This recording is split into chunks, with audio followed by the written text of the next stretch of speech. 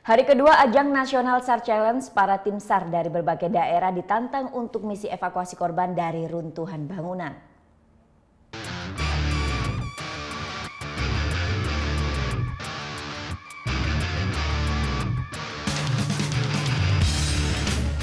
Challenge Collapse Structure Search and Rescue inilah salah satu perlombaan di hari kedua dalam ajang Nasional SAR Challenge ke-6 yang berlangsung di Garuda Wisnu Kencana, Jimbaran, Bali.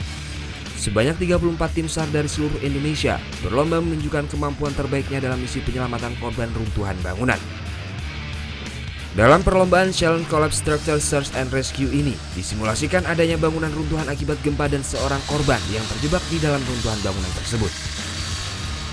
Tim rescue kemudian berupaya membuat akses mengevakuasi korban dengan cara melakukan pemotongan beton menggunakan alat khusus. Kekompakan tim, ketepatan dalam memberikan pertolongan, penanganan medis yang benar, dan kemampuan komandan tim dalam memimpin upaya penyelamatan menjadi kriteria penilaian. Perlombaan ini juga sebagai ajang latihan penanganan korban gempa. Badan SAR Nasional mempersiapkan diri tim-tim yang solid dalam rangka untuk mengantisipasi kemungkinan pertolongan terhadap musibah. Menghadapi perlombaan ini, persiapan demi persiapan pun telah dilakukan jauh-jauh hari sebelumnya. Karena dalam perlombaan ini mereka hanya diberikan batas waktu maksimal 20 menit dalam setiap misi pertolongan dan evakuasi. Pertandingan ini kan sudah tahu kita skenario-nya seperti apa. Jadi kalau menurut saya lebih sulit kalau untuk yang sehari-hari yang musibah sebenarnya.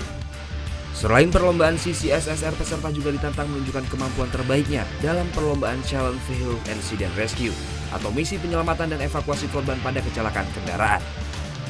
Surya Sanjaya melaporkan untuk NET.